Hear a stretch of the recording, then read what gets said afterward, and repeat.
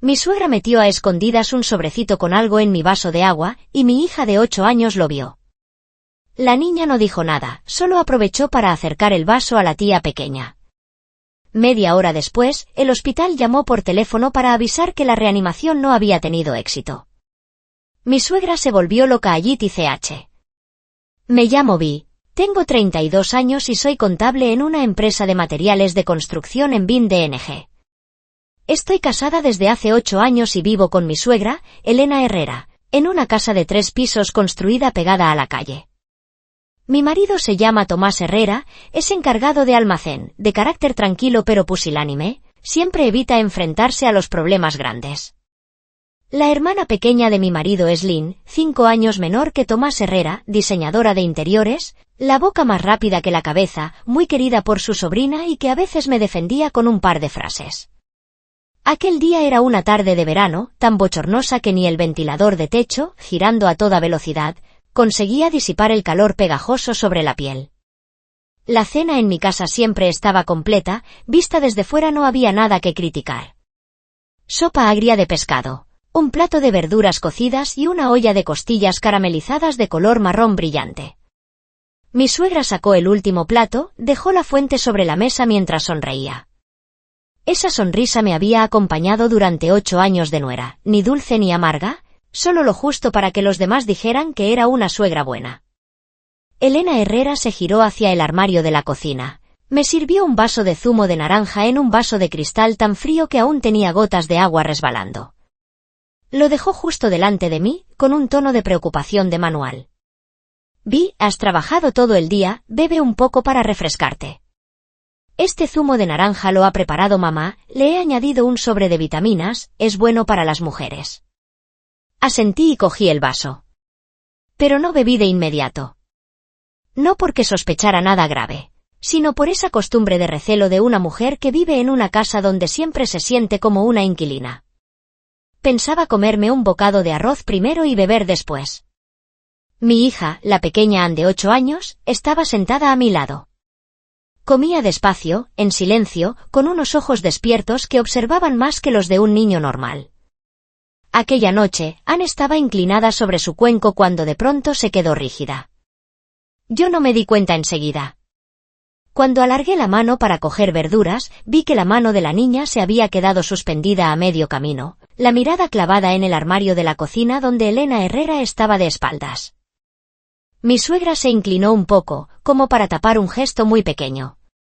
Sus hombros se movieron apenas. Solo alcancé a ver su mano levantarse. Algo que parecía un pequeño sobre. Luego lo sacudió suavemente sobre el borde de mi vaso. Un polvo blanco cayó dentro, se disolvió rápidamente en el color naranja amarillento y desapareció como si nunca hubiera existido. Se me cayó el corazón. No me dio tiempo a decir nada ni a dejar el vaso sobre la mesa.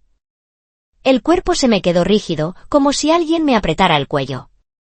En mi cabeza solo brilló una idea, ¿lo habré visto mal? ¿O sería realmente vitamina en polvo? Pero la mirada de Ann en ese momento no era la de un niño que se equivoca al mirar. La niña levantó la cabeza, miró directamente a Elena Herrera y luego a mí. No lloró, no gritó, solo hizo algo muy sencillo, acercó la mano y arrastró el vaso de zumo de naranja hacia sí, como una niña que quiere beber primero. En ese momento, Lynn entró por la puerta, tiró el bolso sobre la silla y resopló. Madre mía, qué calor. Mamá, ¿hay algo fresquito para beber? Elena Herrera contestó enseguida, con una voz tan normal que daba miedo. Hay en la nevera, coge tú misma.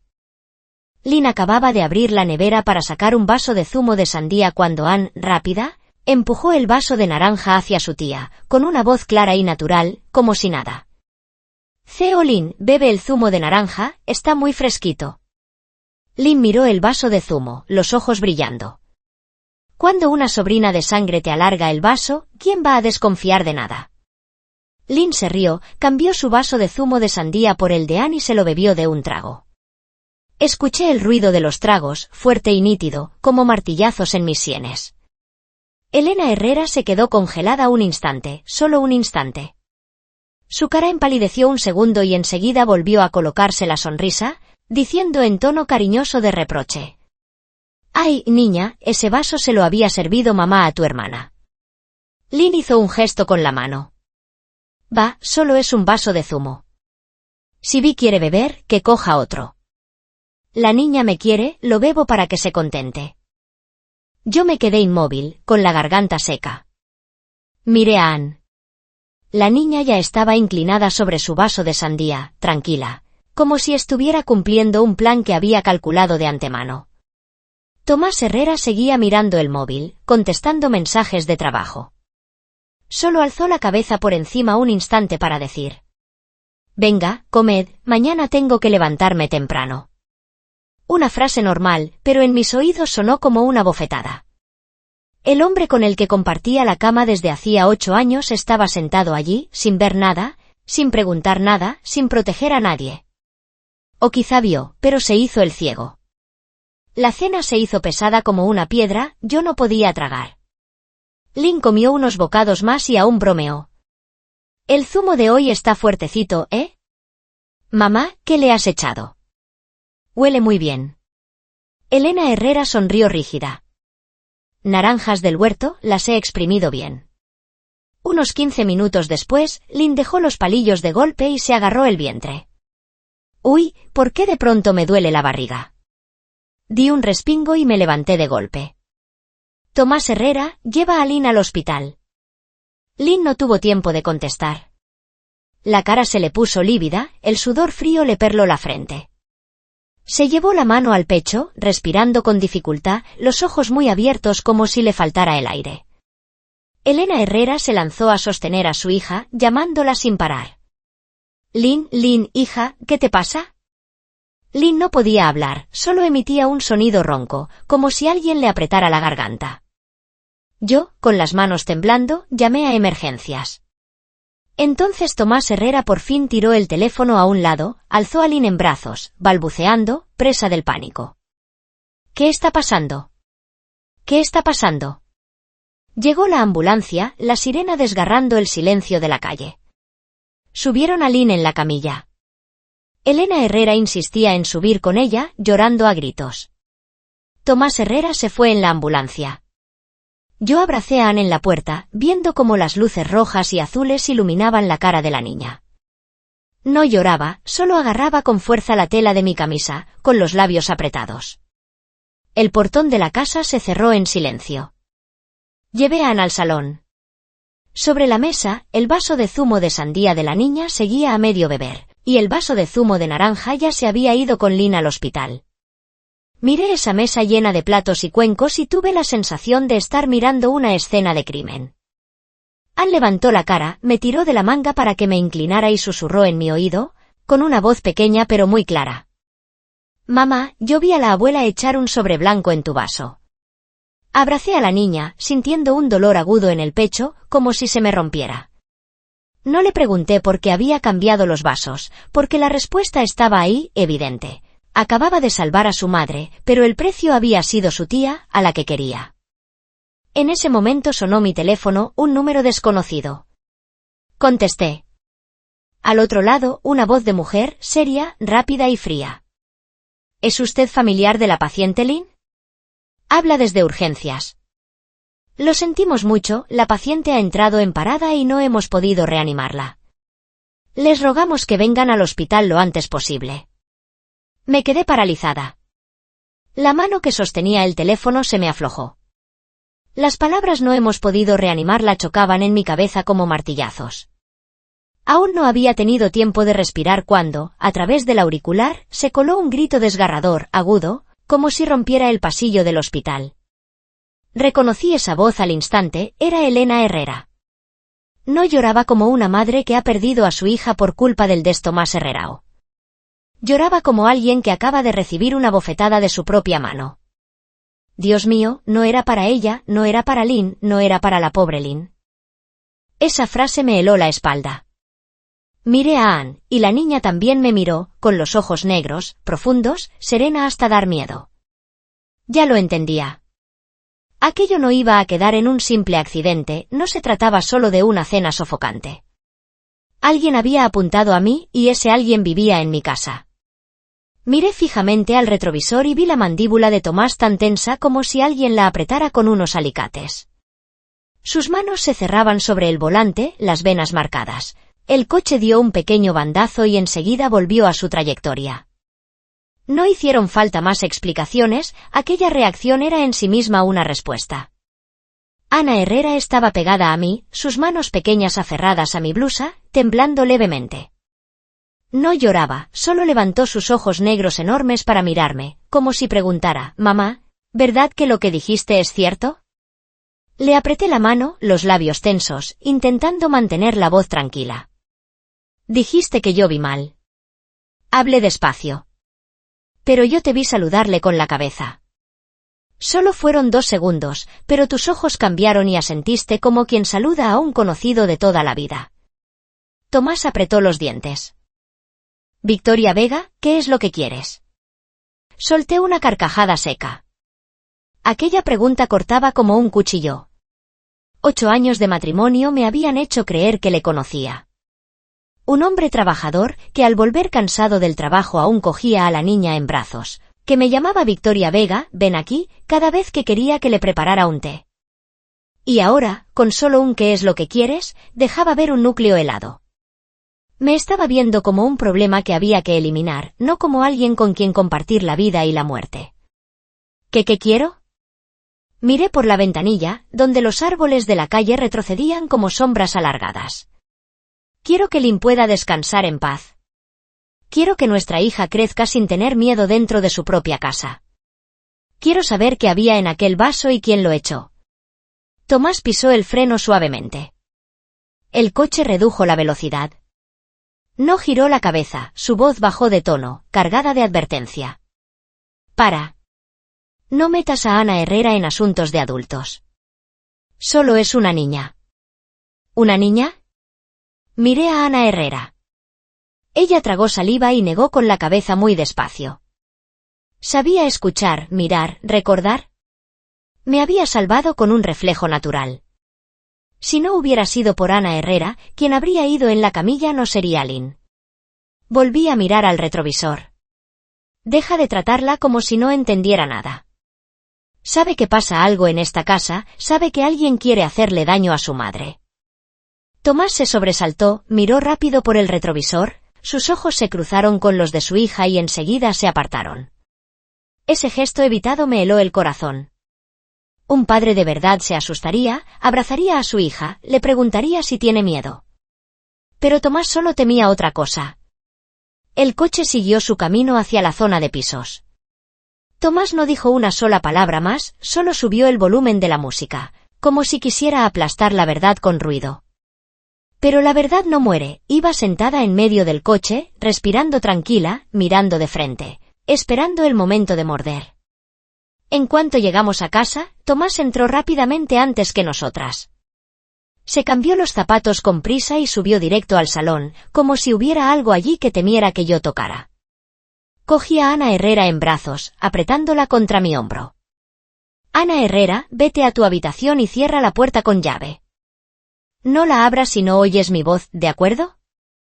Ana Herrera frunció los labios y asintió. Se fue deprisa, sin mirar atrás. Vi que la espalda de su camiseta estaba ligeramente empapada de sudor. Nada más dejar el bolso, Tomás se giró de golpe. Ya no había máscara en su mirada. Era oscura, profunda y extraña. «¿Con quién te has visto?», preguntó Tomás. Yo me mantuve erguida. «Cada vez que salgo me preguntas a dónde voy, pero tú no me dices con quién te has visto abajo». Frunció el ceño. «¿Me estaba siguiendo?» «No tengo tiempo para eso». A propósito, cambié la forma de hablar, dejé de llamarle Ann. «Pero mi hija lo ha visto». «Mi hija lo ha oído». «Dijiste que ya lo habías dejado todo limpio». «¿Limpio qué, Tomás?». Se acercó e intentó bajar la voz. «Victoria Vega, cálmate. Estás en shock por lo de Lynn y te estás haciendo películas. No pronuncies el nombre de Lynn con ese tono». Oí que mi propia voz temblaba, pero no de miedo, sino de rabia contenida. Lynn está muerta. Murió después de aquella cena en nuestra casa, delante de mí, delante de mi hija. Y tú todavía te atreves a decir que estoy imaginando cosas. Tomás guardó silencio unos segundos y luego soltó el aire, con una voz dulce como la miel, pero con los ojos helados. Vale, ¿quieres la verdad, sí? La verdad es que mamá se ha descompensado, habla sin sentido. Lynn tuvo mala suerte, solo eso. ¿Y esa persona de la que hablas, quién te lo ha dicho o te lo has inventado tú? Lo miré fijamente. ¿De qué tienes tanto miedo para querer barrerlo todo así de rápido? De pronto, Tomás alzó la voz en un medio grito. Tengo miedo de que esta casa se venga abajo, ¿lo entiendes? Si sigues removiendo, ¿quién va a cargar con todo? ¿Ana Herrera? ¿Tú? ¿Yo? Ese yo en su boca sonó hueco, descarado. Miré su cara y comprendí que en ese yo no cabían Lynn ni yo, solo su nombre, su puesto. Eso que él llama una empresa en fase importante. Marqué cada palabra. Si no has hecho nada malo, ¿a qué le tienes miedo? Tomás se quedó inmóvil, como si le hubieran clavado algo. Soltó una risita seca, se frotó la frente, como si estuviera interpretando el papel del hombre agotado por la familia. Victoria Vega, ¿para qué quieres montar un escándalo? ¿Quieres ver a mamá en la cárcel? Ahora mamá es una paciente. ¿Quieres que Ana Herrera cargue con la fama de tener una abuela con problemas? Escuché con claridad cada palabra que escogía. No dijo envenenamiento, dijo tener problemas. Quería convertir un crimen en un incidente, volver el veneno un simple accidente. Esa manera de hablar daba náuseas. Di un paso hacia él, la voz baja pero firme. Si aquel día Ana Herrera no hubiera cambiado los vasos, la muerta sería yo. Y entonces tú también dirías que fue mala suerte, ¿verdad? Tomás me miró, con un tic en los ojos. Supe que había tocado el punto exacto. Un segundo después, se lanzó hacia mí, me agarró la muñeca y tiró con fuerza. Mide tus palabras, yo. YN. ¿Quieres que la niña lo escuche? Retiré de un tirón mi brazo. No me toques. Tomás se quedó paralizado, quizá no esperaba que me atreviera. El aire del salón se espesó de golpe. Oía el tic-tac del reloj, el zumbido monótono del aire acondicionado y hasta los golpes de mi propio corazón, como puños llamando a una puerta. Tomás estaba allí, respirando agitadamente, con la mirada clavada en el pasillo que llevaba al cuarto de Ana Herrera. Estaba calculando. Yo también calculaba. Me di la Victoria Vegaelta, fingiendo cansancio. Voy a ducharme. No hagas ruido. Tomás me siguió con la mirada, sin decir nada. Pero sabía que no iba a soltarme. Entré en el baño y eché el pestillo. Me tembló un poco la mano al abrir el bolso y tocar el disco duro pequeño, duro como una piedra, y el cacharro negro, fino como una hoja de cuchillo. Cerré los ojos un instante, buscando calma. En mi mente se repitió la escena de Lynn con el vaso en la mano, riendo que fresquito, para después palidecer, agarrarse el vientre y deslizarse de la silla, vi a Lan tirándose del pelo, llorando y riendo a la vez, como una loca. Escuché de nuevo la frase dentro del coche, ¿qué es lo que quieres? No quiero tanto. Solo quiero que la justicia alcance a quien debe. Pero también entiendo que para llegar a la justicia, primero hay que seguir viva. Ana Herrera y yo tenemos que seguir vivas. Me lavé la cara a toda prisa y salí. Tomás estaba sentado en el sofá, pero sus ojos no miraban la televisión. Miraba el teléfono sobre la mesa, luego me miraba a mí, luego al pasillo. La impaciencia se le escapaba por los gestos. Pasé a su lado y solté una frase como quien habla de algo sin importancia. Mañana llevaré a Ana Herrera a casa de la hermana Vi unos días, tiene miedo. Tomás se levantó de un salto. No. Me giré hacia él. ¿Por qué no? La niña está asustada, me la llevo a otro sitio para que pueda estar tranquila.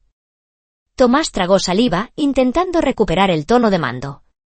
Mañana hay mucho trabajo. Vayas donde vayas, tienes que decirme a dónde. Lo miré de frente. Yo soy su madre. No necesito tu permiso para proteger a mi hija.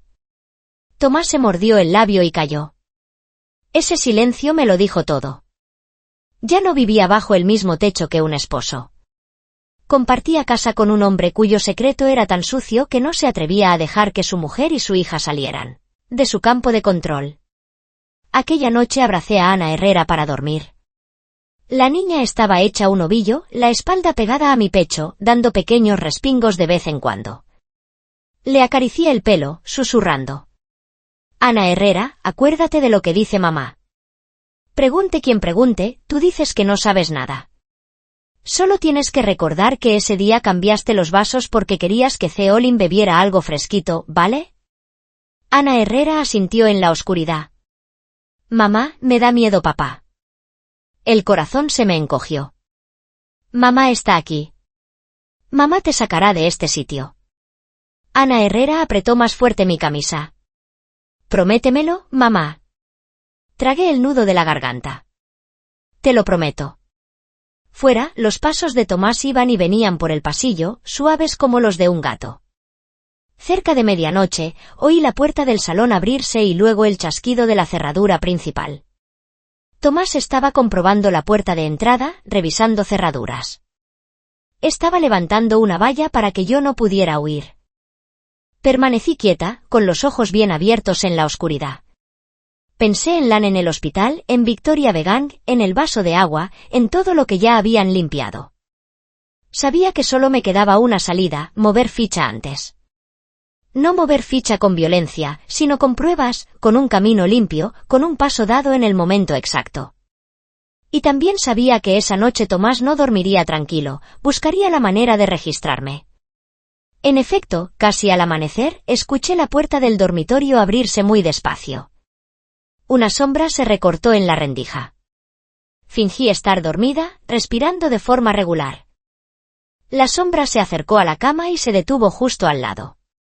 Sentí claramente su mirada fría caer sobre el bolso en el rincón de la habitación. Permaneció allí un rato largo y luego se dio la Victoria Vegaelta.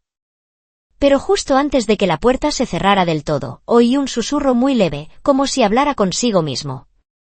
No me obligues. Abracé a Ana Herrera aún más fuerte, con los ojos abiertos. En mi cabeza solo quedaba una frase: Tomás ya se ha preparado para hacer algo cruel y yo tengo que ir un paso por delante. En cuanto clareó, ya estaba despierta. No por el despertador, sino por una certeza nítida: en esta casa, cada minuto que pasaba era peligroso. Me quedé tumbada unos segundos más, escuchando. En el salón no se oían pasos. Seguramente Tomás se había encerrado en el despacho desde temprano o fingía dormir para recuperar la noche en vela vigilando. Ana Herrera seguía durmiendo, la cara Victoria Vegaelta hacia mi pecho, respirando tranquila aunque sus manos aún se aferraban a mi ropa. Con cuidado, aparté sus dedos, le di un beso suave en la frente. La niña se movió un poco y abrió los ojos. Mamá, ¿qué haces despierta tan pronto? La voz todavía cargada de sueño. Hoy te llevo al cole un poco antes. Le alisé el pelo. Hoy tú haces como siempre, no tengas miedo, no mires demasiado a tu alrededor, ¿de acuerdo? Ana Herrera asintió, pero en su mirada aún había una franja de inquietud infantil que a un adulto le rompe el alma. Preparé sus cosas procurando que todo pareciera normal. Cuando las dos salimos al salón, Tomás estaba allí, con el café humeando, la camisa perfectamente abrochada. Nos miró a mí y a Ana Herrera, y asintió. —¿Que pronto os habéis levantado las dos? —Sí. Contesté seca. Hoy la niña tiene un examen, quiero llevarla antes. Tomás miró a Ana Herrera y su voz se suavizó apenas. ¿Has desayunado? Ana Herrera negó con la cabeza. Yo respondí por ella. Le compro algo fuera, es más rápido. Tomás no puso pegas, pero pude sentir sus ojos siguiéndome en cada gesto, como si temiera que dejara algo atrás o que me llevara algo conmigo. Cuando me incliné para ponerle los zapatos a Ana Herrera, él se levantó. Esta tarde volveré pronto. No te vayas a ningún sitio. Lo que sonaba como un consejo era en realidad una orden. No contesté, solo emití un pequeño ajá. Ana Herrera me apretó la mano, tirando de mí, como si quisiera salir de allí cuanto antes. Solo al cruzar la puerta, noté la espalda empapada de sudor. Fuera el aire era más fresco, pero el peso en el pecho seguía ahí. Llevé a Ana Herrera al colegio, la vi entrar en clase y me quedé al otro lado de la verja de hierro hasta que la vi sentarse en su pupitre. Solo cuando vi entrar a la profesora me di la Victoria Vegaelta. No volví a casa. Giré el manillar en sentido contrario y conduje directamente hacia la casa de la hermana Vi. La hermana Vi es mi prima, 10 años mayor que yo, se dedica a pequeños negocios. Su casa no es rica, pero es discreta. Lo más importante, Tomás no tiene confianza con ella y casi nunca pasa por allí. Cuando llamé al timbre y la hermana Vi abrió, se quedó helada al verme. Tienes la cara blanca como el papel. Victoria Vega, ¿qué ha pasado? Entré, cerré la puerta y hablé en voz baja, pero firme. Déjanos quedarnos a mí y a la niña unos días. No preguntes por qué, solo necesito que confíes en mí. La hermana Vi me miró fijamente unos segundos y luego asintió. Podéis quedaros el tiempo que haga falta. No preguntó más. Ese asentimiento me llenó los ojos de lágrimas. En momentos así, un confío en ti vale más que 100 consejos. No me quedé mucho rato. Solo dejé allí algunas mudas de ropa para Ana Herrera y salí de nuevo con el coche. El siguiente de Tomás Herrerao era el hospital. Mi suegra, Elena Herrera, seguía ingresada en psiquiatría. Yo no iba por compasión. Iba para mirar de frente. Para ver qué tipo de persona era en realidad esa mujer con la que había convivido 8 años, con la que había reído y comido a diario. Elena Herrera estaba sentada en la cama, con el pelo enmarañado y la mirada perdida, hasta que me vio. Al cabo de un momento, se echó a reír con un sonido agudo. Ah, nuera, ¿vienes a ver a mamá? Me quedé a cierta distancia, sin acercarme. He venido a hacerle unas preguntas. Ella ladeó la cabeza para mirarme, de pronto, sus ojos se afilaron, lúcidos por un instante. Solo un segundo, pero suficiente para helarme la sangre. Luego volvió a reír, con una voz confusa. ¿Qué preguntas? ¿Qué más hay que preguntar? Lynn está muerta, murió en su lugar. Apreté los puños. ¿Qué puso usted en el vaso aquel día? Elena Herrera se quedó muda, la sonrisa se borró de golpe. Sus ojos recorrieron la habitación, como temiendo que alguien la oyera. Luego murmuró. No era para ella, no era para que lo bebiera ella. El corazón me dio un salto. Entonces, ¿para quién? No respondió. Se llevó las manos a la cabeza y empezó a gritar. No preguntes, no preguntes. Ella no quiere tener hijos, si no quiere tener hijos hay que ayudarla, hay que ayudarla. Entró una enfermera para pedirme que guardara silencio. Di unos pasos hacia atrás. Pero aquellas frases bastaban para sellar una verdad, Elena Herrera no había perdido la razón del todo. Sabía lo que había hecho, y su objetivo desde el principio había sido yo. Salí del hospital con la cabeza girándome. En una cosa, Tomás tenía razón, sin pruebas claras, la declaración de alguien diagnosticado con un trastorno mental difícilmente se sostiene ante un juez. Pero se equivocaba en algo mucho más grande, Elena Herrera no era el único eslabón. De camino a casa, pasé por una pequeña copistería a imprimir todo lo que ya había guardado, imágenes, grabaciones, historiales de transferencias. Lo metí todo en un sobre con el nombre de un abogado al que la hermana había consultado una vez. No lo envié aún, solo lo dejé preparado. Cuando llegué a casa, Tomás ya estaba allí. De pie en medio del salón, con mi bolso en la mano. ¿Dónde has estado? Su voz sonaba helada. Lo miré sin bajar la vista. Solucionando cosas. ¿Solucionando o escondiendo? Arrojó el bolso sobre la mesa. ¿Qué llevas ahí dentro? Mis cosas. Di unos pasos y lo cogí.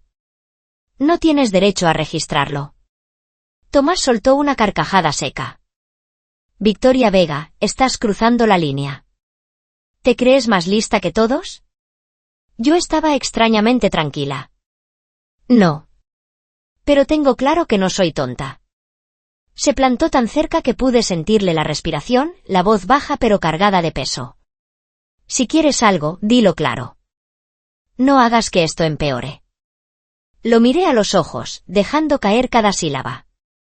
¿Quiero la verdad? Y quiero que te mantengas lejos de mi hija. Tomás se quedó petrificado. Durante un segundo vi el auténtico pánico en sus ojos. No era miedo a mí, sino miedo por su supuesta imagen limpia. Creía que lo tenía todo atado y de repente se le abría una grieta. Resopló y dio un paso atrás. Me estás empujando a un callejón sin salida. Respondí, con una voz ni alta ni baja. No. Tú mismo te metiste ahí hace mucho tiempo. No hizo falta decir más. Supe que, a partir de ese momento, ya no estábamos en el mismo bando. Si es que alguna vez lo habíamos estado. Me di la Victoria Vegaelta y entré en el dormitorio, cerrando con llave. Cogí el móvil y escribí un único mensaje al abogado. Tengo pruebas de un caso de envenenamiento con resultado de muerte, dentro de una familia. Necesito verle lo antes posible. El mensaje salió. Me senté en la cama y me tapé la cara con las manos. Por primera vez desde la muerte de Lynn, me permití llorar. No lloraba por debilidad, sino porque sabía que, a partir de ahora, ya no habría Victoria Vegaelta atrás. Afuera, Tomás hablaba por teléfono con alguien, la voz baja, atropellada. No necesitaba oír las palabras exactas para imaginar de qué iba la conversación. Estaba intentando arreglar el siguiente tramo. Pero esta vez yo me había adelantado. Aquella noche, la casa se volvió silenciosa de una manera irreal. Tan silenciosa que podía oír el canto de los insectos en el balcón, el avance lento de las agujas del reloj en la pared. Tomás seguía en el salón, yo había cerrado bien la puerta de mi cuarto y me senté con la espalda apoyada en la cama, abrazando las rodillas. El teléfono descansaba a mi lado, con la pantalla negra, pero yo sabía que bastaría con que vibrara una vez para que toda mi vida tomara otro rumbo. Casi a las 9, llamaron suavemente a mi puerta. Victoria Vega. La voz de Tomás se volvió más grave, intentando mantener la calma. Sal un momento a hablar conmigo. No respondí. Sabía que en cuanto abriera la puerta volvería a quedarme atrapada en el mismo círculo vicioso de siempre. Él hablando, yo escuchando, y al final todo reducido a unas cuantas palabras gastadas, por la familia, por la niña, no montes un escándalo. Victoria Vega, no quiero discutir. Tomás insistió. Lo de mamá lo arreglo yo. No te metas más. Sonreí apenas, pero las lágrimas me subieron a los ojos. ¿Arreglarlo de qué manera? Arreglar que a Elena Herrera le dieran un informe psiquiátrico, arreglar que todo se archivara como un accidente desafortunado, arreglar que él pudiera seguir viviendo tranquilo, mientras yo me tragaba el nudo en la garganta el resto de mi vida. Me levanté y abrí la puerta, no porque quisiera hablar, sino porque no quería seguir escondiéndome. Tomás estaba fuera, con la camisa desabrochada por arriba, el rostro cansado pero la mirada llena de cálculos. Me observó un rato y suavizó la voz. Victoria Vega, ponte en mi lugar. Mamá está así, Lynn ya no está, nuestra casa se ha destrozado lo suficiente. ¿Qué más quieres? Lo miré de frente. Quiero que mi hija esté a salvo. Tomás suspiró, se frotó la cara. Ana Herrera es hija mía, yo también quiero protegerla. ¿De quién? Pregunté, corta y clara. Tomás se quedó helado, solo un segundo, pero vi perfectamente que no sabía qué contestar. Seguí hablando, cada palabra cayendo como una piedra sobre el suelo. ¿La vas a proteger de los de fuera o de la propia gente de esta casa? Tomás frunció el ceño. No exageres. No. Negué con la cabeza. El que está suavizando las cosas eres tú. Lynn ha muerto, Tomás. Tu hermana. Si aquel día Ana Herrera no hubiera cambiado los vasos, la muerta sería yo. Y tú llorarías unos días y luego también lo arreglarías, ¿no es así? La cara de Tomás se ensombreció. Dio un paso hacia mí, la voz muy baja, cargada de amenaza. Para allá. Te estás metiendo tú sola en la boca del lobo. Me sorprendió lo tranquila que sonó mi respuesta. Yo estoy en la boca del lobo desde el día que entré a esta casa como tu mujer. El aire se congeló. Tomás me miró mucho rato y, de repente, se echó a reír. Una risa seca, sin una gota de alegría. Has cambiado, Victoria Vega. Antes no eras así. Asentí. Antes confiaba en ti. Aquella frase fue como un corte limpio. Tomás apartó la cara, en silencio. Sabía que por dentro estaba calculando, y no calculando entre el bien y el mal, sino entre pérdida y beneficio. Al cabo de un rato, volvió a mirarme, con la voz notablemente más suave. Está bien. ¿Qué es lo que quieres? No respondí enseguida. Lo miré con atención, como se mira a un desconocido. Luego hablé despacio. Mañana llevaré a Ana Herrera a casa de la hermana Vi. Tú y yo viviremos separados por un tiempo. Cuando todo esté claro, ya hablaremos. Tomás reaccionó al instante. No, la niña se queda aquí. ¿Por qué? Pregunté. ¿Por qué? Se le trabó la voz. Porque esta es su casa. Solté una risita fría. Una casa en la que una niña tiene miedo de su propio padre no es una casa. Tomás apretó los puños, pero no dijo nada más. Sabía que cualquier palabra le sobraba. Me di la Victoria Vegaelta y entré en la habitación, cerrando la puerta. Esta vez no eché la llave. Me senté en la cama y encendí el teléfono. El mensaje del abogado había llegado no sé desde cuándo. He revisado por encima lo que me mandó. Es un caso muy grave, tenemos que vernos en persona. El corazón empezó a latirme con fuerza. Contesté enseguida. Estoy dispuesta, pero me preocupa la seguridad de mi hija. El abogado respondió rápido. Primero lleve a la niña a un sitio seguro. Del resto me encargo yo. Me recosté contra la pared y cerré los ojos. Por primera vez en muchos días, sentí que no estaba sola. Aquella noche no dormí. Y Tomás tampoco. Escuché sus pasos en el salón, el chasquido del mechero, su voz baja hablando por teléfono. No salí a mirar. Todo lo que necesitaba saber ya lo sabía. A la mañana siguiente, me levanté temprano para preparar las cosas de Ana Herrera. La niña se despertó, me vio y se lanzó a mis brazos. Mamá, ¿hoy a dónde me llevas? A casa de la hermana Vi unos días. Le besé el pelo. Allí estarás más segura. Ana Herrera me miró y preguntó en un hilo de voz. ¿Mamá viene conmigo? Tragué el nudo. Mamá irá y vendrá contigo, pero tú te quedas allí primero, haz caso a mamá. Asintió, pero sus manos seguían aferradas a mi camisa. Tomás estaba de pie en el marco de la puerta, observando la escena. No dijo nada, solo cruzó los brazos, con la mirada oscurecida. Cuando me llevé a Ana Herrera hacia la salida, la llamó. Ana Herrera. La niña se volvió. Tomás se agachó, la voz extrañamente suave. Hazle caso a mamá, y pórtate bien donde estés. Ana Herrera asintió, pero evitó sus ojos. Sabía que, dentro de ella, la imagen de su padre tenía una grieta profunda. Cuando las dos salimos de casa, sentí como si escapáramos de una jaula invisible. Pero también era consciente de que Tomás no se quedaría de brazos cruzados. No iba a dejar que todo se le escapara de las manos.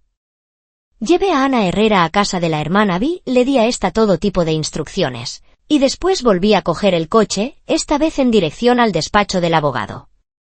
En el camino, noté un coche conocido detrás, manteniendo la distancia justa.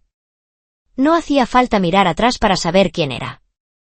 No aceleré, tampoco intenté esquivarlo. Seguí a la misma velocidad. En mi mente solo quedaba una idea, esta vez no voy a huir. Cuando crucé la puerta de cristal del despacho del abogado y ésta se cerró a mi espalda, supe que acababa de entrar oficialmente en una batalla sin concesiones. Ya no se trataba de suegra y nuera, ni de cosas de familia que se arreglan en casa. Era una cuestión de leyes, de vidas, de verdad. Fuera, Tomás podía estar furioso, aterrado o diseñando su próxima jugada, pero yo ya no iba a quedarme quieta donde él me colocara. Me senté, dejé el sobre con los documentos sobre la mesa, miré directamente al abogado y pronuncié la frase que llevaba mucho tiempo formándose en mi interior. No quiero indemnización. Solo quiero justicia y voy a llegar hasta el final. El despacho estaba en la 7ª planta, con ventanales de cristal desde los que se veía la calle llena de coches. Frente a mí estaba sentado el abogado, Javier Morales. Todavía era de noche cuando, una semana después, la policía me citó de nuevo. Esta vez no solo estaba Tomás, también llevaron a Elena Herrera desde el hospital, bajo supervisión médica. Ella estaba allí, más delgada, con más canas, pero la mirada ya no totalmente perdida como antes. Cuando me vio, se quedó mirándome mucho rato. «Nuera». Me llamó en voz baja. No respondí. Me senté recta, con las manos sobre las rodillas. No estaba allí para escuchar disculpas. El careo fue tenso. Cuando el investigador preguntó por el origen del producto que había usado, Elena Herrera no dejaba de negar con la cabeza. Yo solo obedecí. ¿A quién obedeció? A él. Alzó la mano temblorosa y señaló a Tomás. Tomás se levantó de golpe. Mamá. Siéntese, ordenó el agente. Elena Herrera empezó a llorar, balbuceando. Decía que si se probaba no pasaba nada. Él decía que solo era para asustarla, para obligar a la nuera a tener otro hijo. Yo solo hice lo que me dijo. La sala entera pareció quedarse sin aire. Giré la cabeza hacia Tomás, estaba blanco como el papel, los labios apretados. No me miraba ni miraba a su madre, tenía los ojos clavados en el suelo. ¿Sabía usted qué había dentro exactamente?, preguntó el investigador. No lo sabía bien. Elena Herrera negó y de pronto levantó la cabeza, la voz más alta, pero yo no quería matar a nadie. Yo no quería que Lynn muriera. Me levanté, la voz no muy fuerte, pero nítida. Pero sí aceptó la posibilidad de que muriera yo. Elena Herrera se quedó rígida, con la vista fija en mí, las lágrimas resbalándole por la cara. Yo pensé que la niña cambiando el vaso no pasaría nada, no podía imaginar. Justamente porque lo pensó así, con Tomás Herreraue Lynn murió. Nadie dijo ya una palabra. La verdad no necesitaba más discusiones. Estaba allí, desnuda, en medio de aquella sala pesada y manchada. Al terminar la sesión, retuvieron a Tomás para aclarar algunos detalles más. Salí al pasillo sintiendo que me temblaba el cuerpo, no por miedo, sino porque una puerta dentro de mí acababa de cerrarse para siempre. El hombre al que un día llamé marido, el que había cargado en brazos a mi hija, había elegido un camino en el que mi vida no era más que una opción sacrificable. Aquella noche volví a casa de la hermana vi muy tarde. Ana Herrera seguía despierta, esperándome, con los ojos muy abiertos. En cuanto me vio, corrió hacia mí. «Mamá». Se colgó de mi cuello. Creía que no ibas a volver. La abracé con toda la fuerza que me quedaba. «Ya estoy aquí». «¿Papá está bien, mamá?», preguntó Ana Herrera, con la voz temblorosa. Me detuve. Sabía que llegaría este momento. Me agaché y la miré a los ojos. Papá ha hecho cosas que están mal. Y cuando los mayores se equivocan, tienen que asumir las consecuencias. Ana Herrera se mordió el labio. ¿Papá ha hecho daño a mamá? Le acaricié el pelo. Papá permitió que eso ocurriera. Pero yo no voy a dejar que Victoria Vegael va a pasar. La niña asintió y sus lágrimas se empaparon en mi blusa. Sabía que, dentro de ella, una parte de su infancia acababa de quebrarse, pero al menos no estaba siendo engañada. Unos días después, Tomás me mandó un mensaje desde un número desconocido. Victoria Vega, te lo ruego, déjame ver a la niña una vez. Me quedé mirando la frase mucho rato antes de contestar. Cuando todo termine y cuando ella esté preparada. Eres cruel.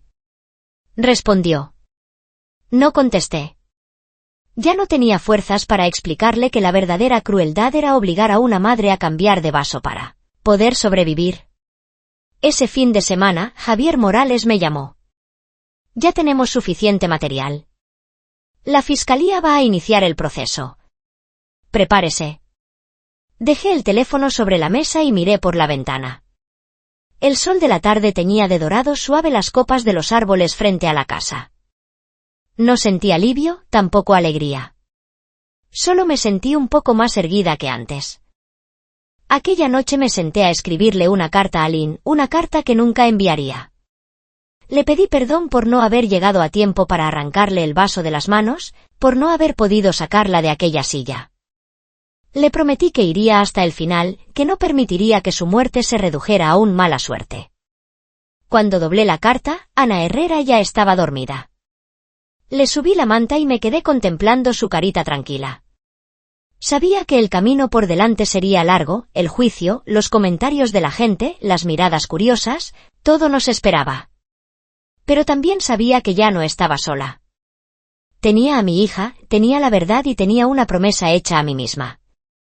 El día que recibí la citación para la vista del juicio, me temblaron ligeramente las manos. No era miedo, era la conciencia de que habíamos llegado al punto de no retorno. Sostuve el papel y me quedé un buen rato en la entrada de la casa de la hermana Vi, con el sol golpeando el cemento y calentándolo hasta quemar. Ana Herrera estaba detrás de mí, sin preguntar nada, esperando en silencio. ¿A dónde vas, mamá?, preguntó cuando doblé la citación. Voy a contar una historia muy importante. Le acaricié el pelo, una historia que, si no la cuento, no me dejará dormir tranquila. Ana Herrera me miró, con una seriedad que no correspondía a su edad. Te espero, mamá. Asentí. Solo esas dos palabras bastaban para darme un coraje nuevo. El juicio tuvo lugar una mañana bochornosa. Llegué temprano y me senté en el banco reservado para la parte perjudicada. Tomás entró después, escoltado, con una camisa blanca, sin el porte impecable de antes. Más delgado, los ojos hundidos. Cuando me vio, me miró largo rato, pero yo no le devolví la mirada. Ya no quedaba nada que decirnos con los ojos. Elena Herrera fue la última en entrar, acompañada por personal sanitario. Caminaba despacio, la espalda encorvada. Al pasar junto a mí, se detuvo apenas, los labios moviéndose. Nuera. La voz le temblaba. No respondí, no por rencor, sino porque entendía que, a esas alturas, las palabras no servían de nada. El juicio no necesitaba emociones, necesitaba hechos. Cuando empezó el interrogatorio, cada frase, cada detalle fue deshilado como si se reabriera una herida antigua. Mi abogado expuso todo el proceso de meses, los movimientos de dinero, la declaración de Victoria Begang, el testimonio de la enfermera, el informe toxicológico sobre el cuerpo de Lynn. Todo encajado en una cadena lógica, fría, sin espacio para las evasivas. Cuando le tocó hablar, Tomás se levantó. Su voz sonaba ronca, pero intentaba mantenerse firme. Yo no tenía intención de matar a mi mujer. Solo quería presionarla. La sala entera se agitó. Yo seguí sentada, las manos apoyadas en los muslos, las palmas heladas. El juez preguntó. ¿Presionarla para qué? Tomás calló unos segundos y luego contestó, casi en un susurro. Para que tuviera otro hijo. Esa frase resonó clara y cruel. Cerré los ojos. En ese instante, me vi a mí misma años atrás, flaca y cansada, bebiendo tazas de hierbas amargas, convencida de que todo era por la familia, por la paz en casa. Y resultó que todo no era más que un cálculo frío. Cuando le tocó a Elena Herrera, lloró sin parar, tartamudeando. Admitió que había puesto la sustancia en el vaso, pero repetía una y otra vez que no sabía que las consecuencias serían tan graves. Al hablar de Lynn, se golpeó el pecho, gritando. Su muerte fue cosa del des Tomás Herrerao, no mía. Me levanté y pedí permiso para hablar. La sala se quedó en silencio. Yo no he venido a pedir que me dé Victoria Begaelban la vida. Empecé despacio, he venido a decir que nadie tiene derecho a tratar la vida de otro como des Tomás Herrerao.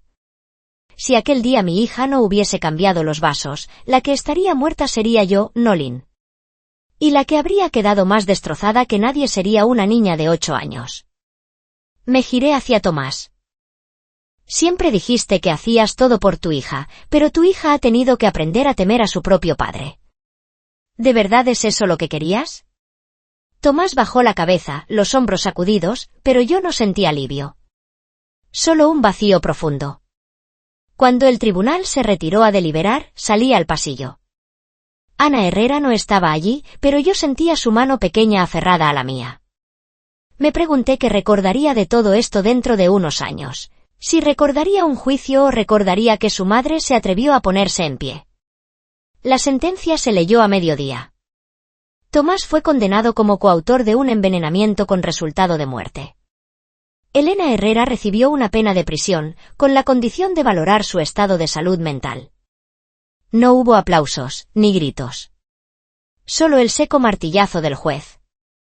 Seguí sentada mucho tiempo después de que todos se levantaran. Al salir, Tomás pasó escoltado junto a mí. Se detuvo un instante, la voz completamente rota. Victoria Vega, me equivoqué. Lo miré por última vez. Ojalá lo hubieras entendido antes. Se lo llevaron y yo me di la Victoria Vegaelta. Lo nuestro acababa ahí. Aquella tarde volví a casa de la hermana Vi. Ana Herrera estaba sentada a la mesa, dibujando.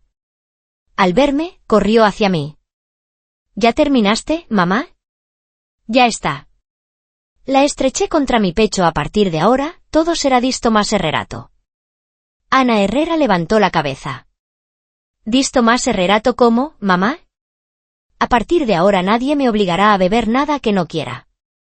Y nadie te obligará a callar para poder seguir viva.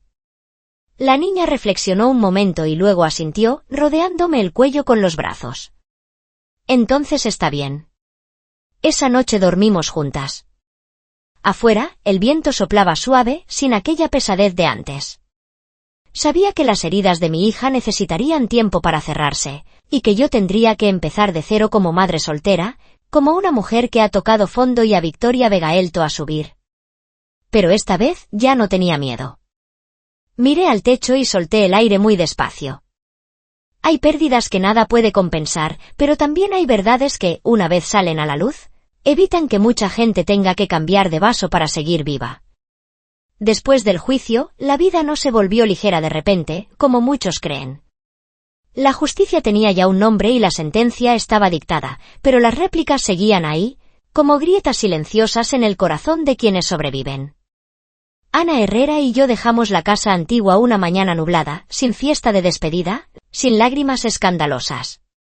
Solo nosotras dos, unos cuantos bultos mal cerrados y una puerta que se cerraba a nuestras espaldas. El piso nuevo era pequeño, en un callejón tranquilo. Lo elegí porque estaba cerca del colegio de Ana Herrera y porque nadie sabía quiénes éramos allí. La primera noche, Ana Herrera se tumbó en el colchón todavía con olor a plástico nuevo, se giró hacia mí y preguntó. «Mamá, ¿estás triste?» Me quedé pensando un momento antes de responder. En realidad sí. Pero estar triste no es lo mismo que tener miedo. Ya no tengo miedo. Ana Herrera asintió y se acurrucó contra mí. Se durmió enseguida, con un sueño más profundo y tranquilo que cualquiera de las noches en la casa antigua.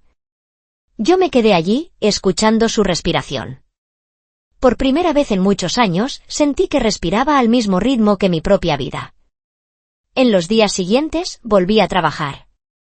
El nuevo empleo no tenía nada de brillante, era un puesto administrativo en una empresa pequeña. El sueldo no era alto, pero bastaba para que las dos viviéramos con sencillez. Lo más importante era que ya no tenía que agachar la cabeza ante nadie.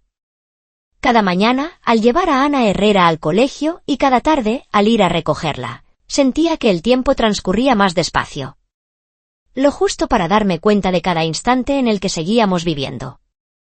Una tarde, mientras preparaba la cena, el teléfono vibró. Un número desconocido. Dudé unos segundos antes de contestar. Del otro lado, una voz oficial y serena. ¿Es usted la señora Victoria Vega? Llamo para informarle sobre el estado de Elena Herrera. Guardé silencio, el corazón se me apretó. Aunque creía estar preparada, aquel nombre aún movía algo dentro de mí. Está mejorando con Tomás Herrera o el funcionario. Pero no deja de mencionarla a usted y a la niña. Tiene el deseo de verla una vez. Apagué el fuego y me senté. La imagen de mi suegra, delgada, el cabello gris y los ojos desorbitados, regresó como una sombra. Viejas emociones subieron a la superficie, pero ya no con furia, sino con un cansancio profundo. Aquella noche se lo conté a Ana Herrera. La niña escuchó en silencio largo rato. ¿Quieres ir, mamá? Preguntó finalmente. No lo sé, le respondí, pero quiero saber qué piensas tú. Ana Herrera reflexionó unos segundos y dijo despacio. Si vas, creo que irás por ti, no por ella. Pero yo no quiero verla. Asentí. Tenía razón. Decidí ir sola. El hospital psiquiátrico estaba en las afueras, el aire olía siempre a desinfectante. Cuando entré a la sala de visitas, Elena Herrera estaba sentada en la cama, aferrada a la manta. Al verme, levantó la cabeza.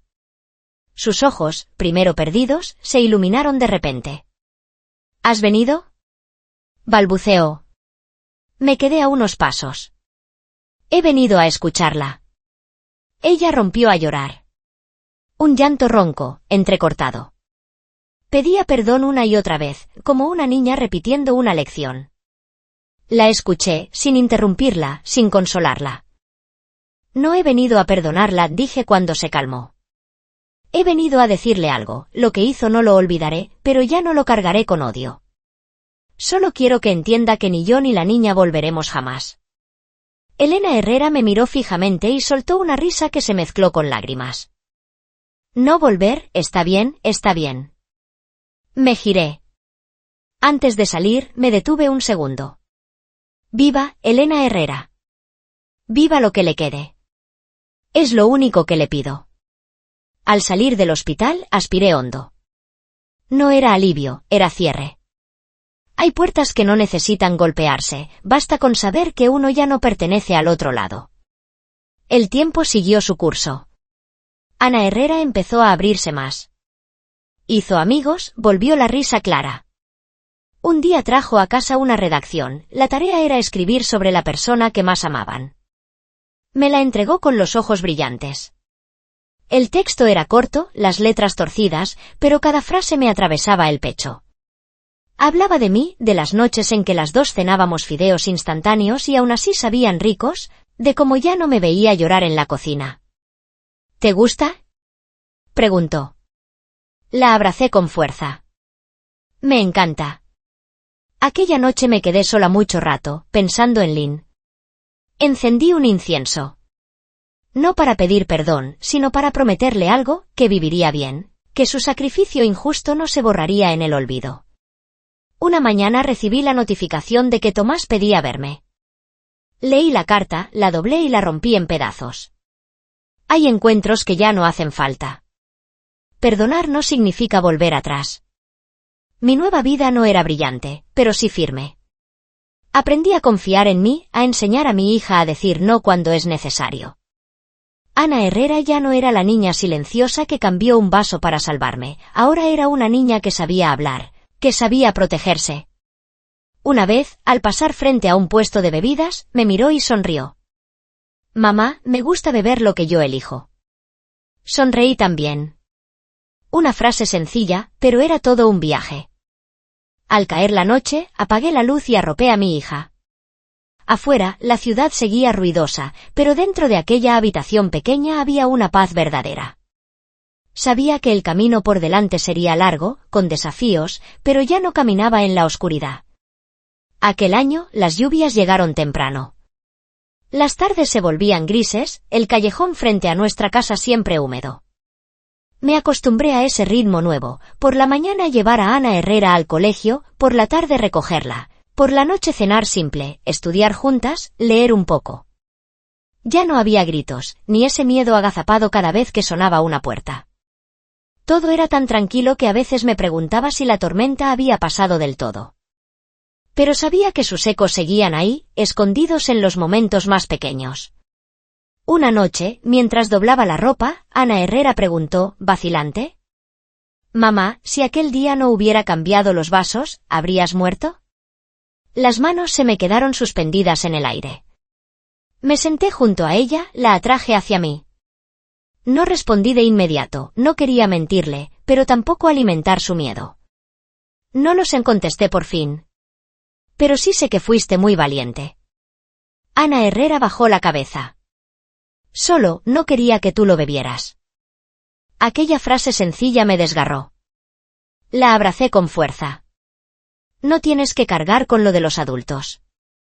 De ahora en adelante, protegerte es mi trabajo».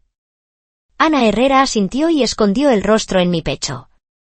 Sentí su respiración pequeña y me prometí en silencio que cada decisión que tomara, buena o mala, nacería de ese instante. Unas semanas después, recibí una llamada del colegio. La maestra pedía verme. Caminé hasta allí con el corazón encogido, temiendo que algo anduviera mal. Pero al entrar, la maestra sonrió. No se preocupe, dijo, solo quería hablar un momento. Me mostró una hoja, un escrito de Ana Herrera en clase, con el tema Lo que he aprendido de mi familia. La niña había escrito que había aprendido que cuando algo te da miedo, tienes derecho a decirlo. Y que si alguien te pide callar para mantener la paz, quizá esa paz no valga tanto. Leí temblando. La maestra me miró con ternura. Es una niña muy profunda. Creo que la está educando muy bien.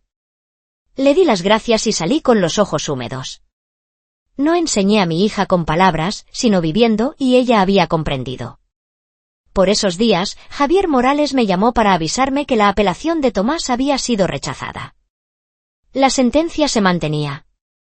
Escuché sin sentir ni victoria ni tristeza, solo la certeza de que una etapa quedaba atrás. ¿Necesita que la ayude en algo más?, preguntó. Por ahora no, respondí. Solo quiero criar a mi hija en paz. Javier Morales guardó silencio unos segundos y dijo: Si algún día quiere contar su historia, creo que puede ayudar a muchas mujeres. Sonreí levemente. Tal vez más adelante. Aquella noche soñé con Tomás, no el del tribunal, sino el de los primeros años de matrimonio, sonriendo en la cocina y diciendo que todo saldría bien. Desperté sin sobresalto. Entendí que solo era un recuerdo buscando un lugar donde desaparecer. Un fin de semana llevé a Ana Herrera al cementerio a visitar la tumba de Lynn. No le di muchos detalles, solo le dije que íbamos a ver a una persona querida. El lugar estaba en silencio, con el viento moviendo las flores. Coloqué un ramo de crisantemos blancos ante la lápida. Ana Herrera se quedó a mi lado, sosteniéndome la mano. Miró el nombre grabado en la piedra y preguntó muy bajito: ¿Le dolió mucho, mamá? Tragué saliva. Tal vez al principio sí, pero ahora ya no. Ana Herrera guardó silencio y luego se inclinó, dejando junto al ramo un pequeño caramelo. Para ella. No quiero que esté triste. Giré el rostro, las lágrimas me corrían sin poder evitarlo. Entendí que mi hija había encontrado su propia forma de cerrar aquella historia. De regreso, me preguntó: Mamá, cuando sea grande, ¿tendré que vivir con alguien que me dé miedo? Miré al frente, segura. No. Siempre podrás elegir dónde te sientas a salvo. Ana Herrera sonrió, una sonrisa pequeña pero cierta. La vida siguió. Aprendí a manejar el dinero con cuidado, a reparar lo que se rompía, a pedir un día libre cuando mi hija enfermaba sin sentirme débil por ello. Empecé a participar en un grupo de apoyo para madres solteras del distrito. Escuché historias más duras que la mía. No hablaba mucho, solo escuchaba. Pero cuando alguna decía: escucharla a usted me hace sentir menos sola. Supe que Javier Morales tenía razón. Una noche de lluvia fuerte, la luz titilaba en toda la calle. Ana Herrera se acurrucó a mi lado con una almohada. Mamá, si alguien te ofrece de beber, ¿te dará miedo? Reí suavemente, acariciándole el cabello. No, porque yo elegiré lo que beba. Ana Herrera ladeó la cabeza. Entonces yo también elegiré. Asentí. Sí, las dos elegiremos. Afuera seguía lloviendo, pero dentro de la habitación la luz amarilla era cálida. Miré a mi hija y comprendí algo: el dolor no desaparece del todo, pero puede dejarse atrás si uno tiene el valor de no seguir cargándolo. No sé qué traerá el futuro, habrá días difíciles, miradas curiosas, cansancio. Pero ya sé que sobreviví a lo peor y sigo en pie. Y mi hija, aquella niña que un día cambió un vaso para salvar a su madre, ahora sabe alzar la voz por sí misma. Esa noche, antes de dormir, abrí la ventana y respiré hondo. La ciudad estaba iluminada, la vida con Tomás Herrera Guava. Susurré para mí misma: he sobrevivido. Y desde hoy, voy a vivir de verdad. La temporada de lluvias fue cediendo, y el sol empezó a aparecer cada mañana. La luz se colaba por la ventana, cayendo sobre el suelo viejo y formando líneas doradas. Me desperté temprano, no por preocupación, sino por costumbre. Quería comenzar el día en calma, sin que el pasado me arrastrara. Ana Herrera seguía dormida, abrazando su oso de peluche. Dormía plácida, con el rostro relajado, sin la tensión de antes. Me quedé mirándola un rato. Hay heridas que no necesitan palabras, basta con protegerlas el tiempo suficiente para que se curen solas. Preparé una taza de té caliente y me senté junto a la mesa.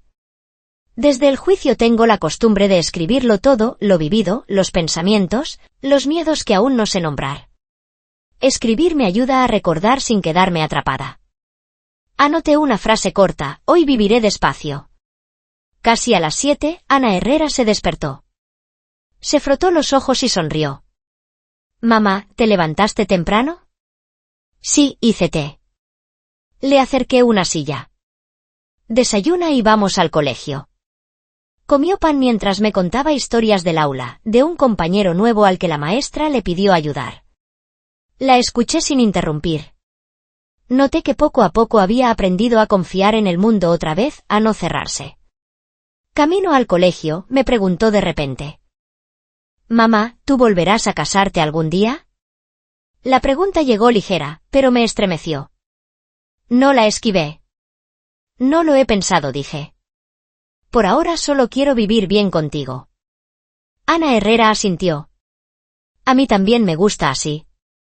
Esa respuesta no era una atadura, era paz. Sonreí, la dejé en la puerta del colegio y me quedé mirando hasta que desapareció entre las aulas. Esa tarde recibí un mensaje de Javier Morales. Abría una charla sobre derechos de mujeres y niños, y me invitaba no como testigo, sino como alguien que compartiera su experiencia. Leí el mensaje varias veces. Ya no tenía miedo de hablar, pero temía no estar lista del todo. Esa noche le pregunté a Ana Herrera: «Si mamá hablara delante de muchas personas, ¿te importaría?» Ana Herrera negó con la cabeza. «Si hablas, la gente entenderá mejor. Además, tú dijiste que no hace falta callar para vivir». La miré, la garganta apretada. Hay lecciones que no se enseñan, solo se viven. La charla tuvo lugar en una pequeña sala del centro comunitario. No había mucha gente, solo unas cuantas decenas. Me senté en primera fila, las manos entrelazadas. Cuando me invitaron a subir, di unos pasos hasta el pequeño estrado. Miré las caras expectantes y hablé sin rodeos. No conté todos los detalles, solo hablé del miedo de vivir alerta dentro de tu propia casa, del silencio que te va acercando, y del instante en que entendí que callar no siempre es paz. No soy más fuerte que nadie, dije. Solo tuve una razón para no retroceder, mi hija. La sala se quedó muda. Vi a varias mujeres agachar la cabeza, una de ellas se acercó después, me tomó la mano y susurró: «Gracias». Comprendí que mi historia ya no era solo mía. Los días siguieron igual, pero dentro de esa R.U. Tomás Herrera había un cambio palpable. Ya no evitaba hablar del pasado cuando alguien preguntaba. Decía lo justo, sin adornos ni vergüenza. No dejaba que el pasado me definiera, pero tampoco lo negaba. Una tarde de fin de semana llevé a Ana Herrera al mercado. Ella elegía las verduras con seriedad y luego me dijo: «Mamá, me gusta nuestra casa». «¿Por qué?» «Porque aquí no tengo miedo de equivocarme. Puedo decir lo que pienso y lo que no me gusta». Le acaricié la cabeza. «Con eso basta». Aquella noche, mientras cenábamos, el teléfono sonó. Era del penal. Dudé un segundo y respondí. «Señora Victoria Vega», dijo la voz uniforme. «El interno Tomás a Victoria Vegaelto a solicitar verla». Según el reglamento, debemos preguntar si acepta. Miré a Ana Herrera, que seguía comiendo, ajena. Respondí sin titubear. «No es necesario». Colgué y solté un largo suspiro. Ya no sentía curiosidad ni remordimiento. Hay disculpas que llegan demasiado tarde, no por falta de sinceridad, sino porque quien debía escucharlas ya está en otro camino. Esa noche me senté junto a la ventana, mirando las luces doradas del callejón. Pensé en la mujer que fui, en Lynn, en Elena Herrera, en Tomás. Cada uno había elegido su Tomás Herrerao y pagado su precio. Ya no había reproches. Solo quedaba yo. Ana Herrera salió del cuarto con un libro en las manos, se subió a la cama y se acomodó a mi lado. «Mamá, léeme un poco». Tomé el libro y leí despacio. Ella apoyó la cabeza en mi hombro, su respiración se hizo lenta. Seguí leyendo hasta que se durmió, luego dejé el libro y la tapé. En ese instante lo entendí, la felicidad no consiste en olvidar el dolor, sino en saber dónde estás y por quién sigues de pie. Apagué la luz y me acosté a su lado. Afuera el viento soplaba suave. Cerré los ojos. No porque todo fuera perfecto, sino porque ya no me preguntaba ¿y si? Mañana llegará, y la recibiré con mis propios pies. El tiempo pasará lento pero seguro, como una herida que se cierra sin ruido ni color, solo con paciencia.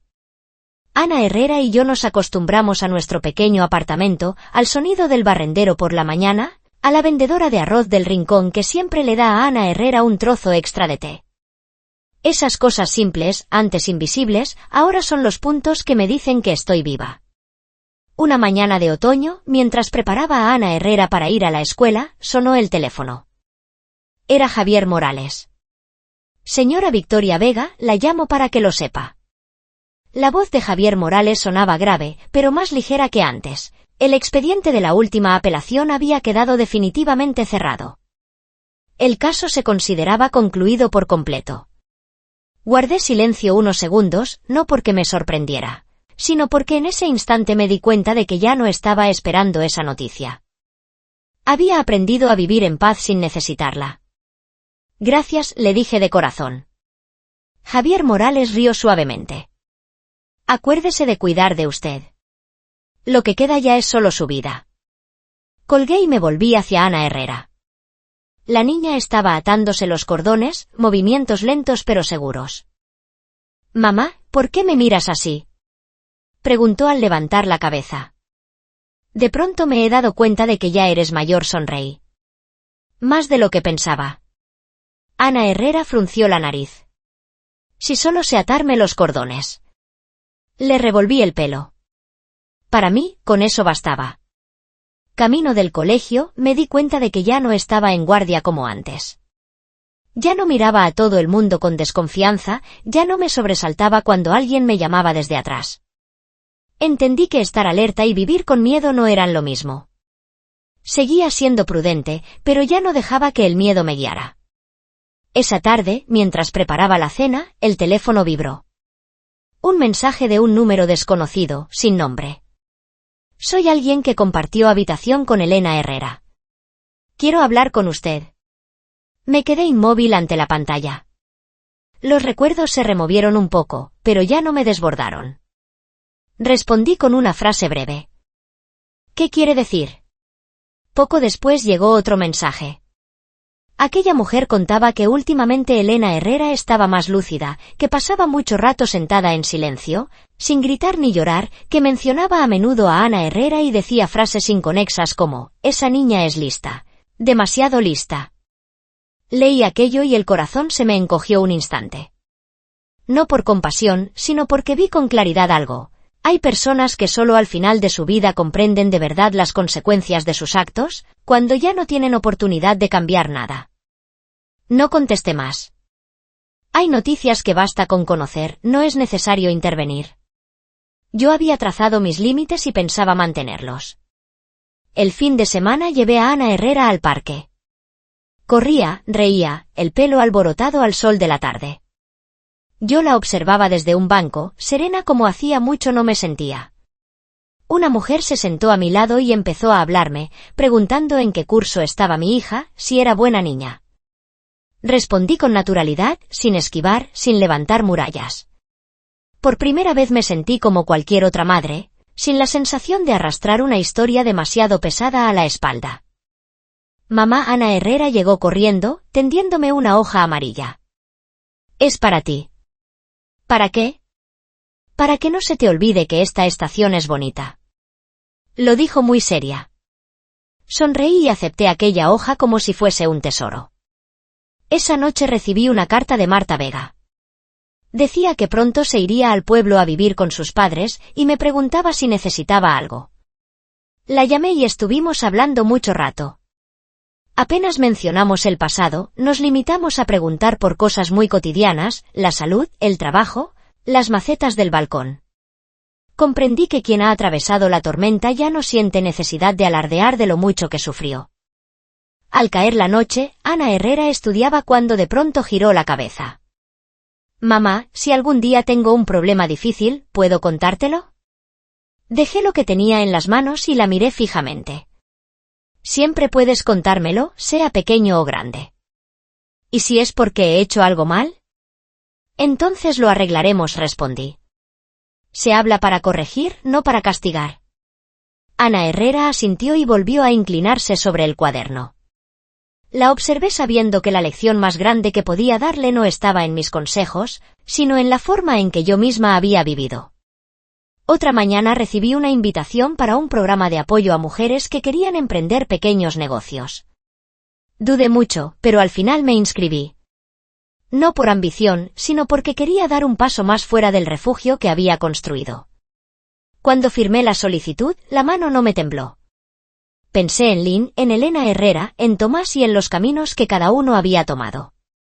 Ya no guardaba rencor, tampoco lo olvidaba. Solo los colocaba en el lugar que les correspondía dentro de mi memoria. Esa noche, después de cenar, pregunté a Ana Herrera. «Si mamá está un poco más ocupada, ¿te pondrás triste?»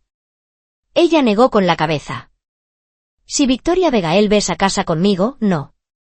Me eché a reír. «Claro, lo prometo». Afuera, el viento de otoño agitaba el olor a hojas secas.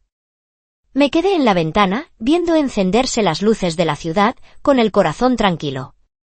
Sabía que la vida nunca sería del todo llana, pero también sabía que por fin había aprendido a sostenerme sobre mis propias piernas. Y lo más importante, había enseñado a mi hija algo esencial, que nadie tiene derecho a elegir por ella el vaso que debe beber. Nadie salvo ella misma. Aquel invierno llegó tarde. No hacía un frío cortante, solo el suficiente para que una quisiera subir el cuello del abrigo y caminar más despacio. Ana Herrera y yo llevábamos exactamente un año en aquel pequeño piso de alquiler. Un año no es mucho, pero bastó para darme cuenta de lo lejos que estaba ya de aquella mujer que agachaba la cabeza para sobrevivir. Una mañana de final de año llevé a Ana Herrera al colegio más temprano de lo habitual. El patio estaba casi vacío, los árboles desnudos se recortaban en la niebla. La niña me tomó de la mano y caminó despacio, hasta que de pronto se detuvo. «Mamá». «¿Qué pasa, cielo?» «Creo que ya no tengo miedo». Me agaché para mirarla a los ojos. «¿No tienes miedo de qué?» «De que los adultos se enfaden, de tener que callar». Habló muy despacio, pesando cada palabra. «Sé que si pasa algo, tú me vas a creer». Sus palabras me ablandaron el alma. La abracé allí mismo, en medio del patio húmedo. «Siempre te voy a creer». Ana Herrera echó a correr hacia el aula y se volvió para saludarme con la mano. Me quedé esperando hasta que la puerta se cerró. Esta vez no sentí inquietud. Sabía que mi hija tenía una base que nadie podría arrebatarle con facilidad. Fui andando a casa, me paré en el puesto de la esquina y compré 2 vasos de leche de soja. La dueña me preguntó cómo me iba el trabajo. Respondí con una sola palabra. «Bien». Solo eso, pero era verdad. De Victoria Vegaelta al piso, abrí la ventana. Entró una luz dorada y suave. En la mesa seguía la maceta que Ana Herrera había plantado meses atrás, la plantita tenía ya nuevas hojas. Al tocarla, sentí que me parecía a ella, no necesitaba una tierra perfecta, solo un poco de luz y que nadie la pisara. Al mediodía, sonó una llamada conocida. Era Javier Morales, con un tono ya alejado del expediente. Solo llamaba para despedirme.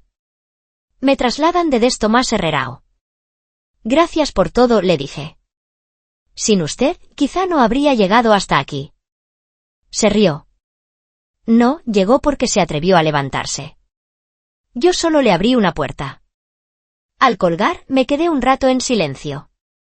Volví mentalmente sobre el camino recorrido, la cocina de la casa antigua, el vaso de zumo, el sobre de polvo blanco, la mirada de Ana Herrera, la sala del juicio, las noches en las que dormíamos abrazadas en aquella habitación mínima. Todo se veía nítido, pero ya no pesaba tanto. Ya no eran cadenas, sino historia. Por la tarde, recogí a Ana Herrera. Me enseñó orgullosa una buena nota en redacción. En su texto hablaba de que el hogar es el lugar donde puedo decir la verdad. No cambié nada, no corregí ni una línea.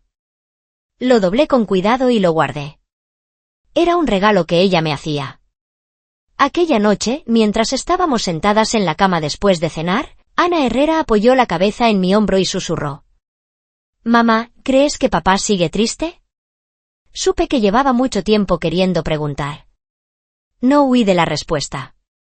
Puede que sí, dije. Pero eso es algo con lo que él tiene que enfrentarse. ¿Papá te hizo daño? Siguió ella. Respiré hondo. Papá eligió un camino equivocado. Nosotras hemos elegido el correcto. Ana Herrera guardó silencio y luego asintió. Entonces está bien.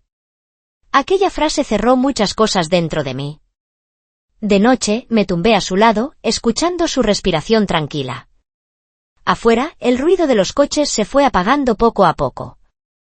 Miré al techo y pensé en Lynn, en la carta que nunca le envié. En mi interior le dije un adiós tardío, sin culpa, con respeto por una vida arrebatada y por una lección demasiado dura que la vida me obligó a aprender. También pensé en Elena Herrera, en Tomás. Ya no deseaba que se arrepintieran de cierta manera, ni que sufrieran de tal o cual forma. Cada uno estaba ya recibiendo el tramo de vida que le correspondía por sus decisiones. Yo, simplemente, dejaba de cargar con ellos. A la mañana siguiente me levanté temprano, preparé té y abrí la ventana. El aire frío entró de golpe. Comprendí con claridad algo, ya no estaba viviendo en modo supervivencia. Estaba viviendo, sin más. La vida seguiría trayendo preocupaciones, cansancio, quizá días de lágrimas.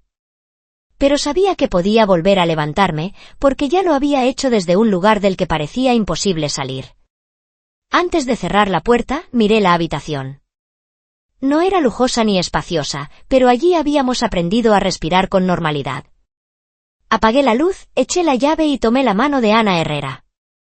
Mamá, dijo ella con un brillo travieso en los ojos. Hoy quiero elegir yo qué bebo. Solté una carcajada. Vale, tú eliges. Las dos caminamos bajo el sol de la mañana. El camino frente a nosotras no era perfecto, pero era nuestro, elegido por nosotras. Nadie más. Hay gente que pasa toda una vida sin entender que a veces basta con atreverse a no beber el vaso que te ponen delante para salvarte. Yo, al final, lo había conseguido. Esta historia se cierra, pero no para recrearse en el dolor, sino para guardar una lección muy cara para cualquiera que camine por la vida. Hay peligros que no vienen de extraños, sino del lugar al que llamamos familia. Hay heridas que no llevan la forma de un golpe, sino el nombre de es por tu bien, por los hijos, por la paz en casa. Y hay momentos en los que el silencio ya no es paciencia ni generosidad, sino complicidad con lo que está mal. La enseñanza más grande que deja todo esto es el derecho a protegerse. Nadie, ni padre, ni madre, ni esposo, ni nadie que se llame sangre de tu sangre, tiene derecho a disponer de tu vida, de tu salud o de tu dignidad. Cuando algo te hace temblar por dentro, cuando te obliga a tragar tus dudas para que no haya líos, ya no es amor. Es control. Y el control, si no se frena, tarde o temprano destruye a alguien, quizá a muchos inocentes. Esta historia también nos recuerda que hablar no es egoísmo. Hablar es responsabilidad. Responsabilidad contigo, con tus hijos, con quienes son más Victoria vulnerables y observan cómo vives. ¿Qué aprende un niño en una casa donde todos callan? Que el miedo es normal, que aguantar es obligación, que la verdad puede comprarse y venderse. Pero cuando un adulto se planta, dice no, escoge el camino correcto aunque duela, ese niño aprende a protegerse para toda la vida. Llevado a la vida real, significa aprender a escuchar lo que sientes. Si algo te inquieta, no te convenzas de que exageras. Si algo está mal, no te repitas que ya se arreglará solo. Busca a alguien de confianza con quien hablar, pide ayuda a tiempo y, sobre todo, no permitas que el miedo te mantenga en un lugar que puede destruirte. Y si eres madre o padre, recuerda que el regalo más valioso que puedes dar a tu hijo no es una familia de apariencia perfecta, sino un entorno seguro donde pueda decir la verdad, ser creído y tener derecho a decir que no cuando algo le asusta. Si esta historia ha tocado algo dentro de ti, compártela con quienes te rodean. Tal vez con una amiga, un familiar o alguien que hoy necesite saber que no está solo. Deja salir también tus propias palabras, tus reflexiones, tus conclusiones. A veces, lo que tú digas puede ser la chispa que anime a otra persona a levantarse a tiempo. La vida no siempre nos concede empezar de cero, pero basta con una sola vez en la que nos atrevamos a elegir bien para salvar toda nuestra existencia y la de aquellos a quienes amamos.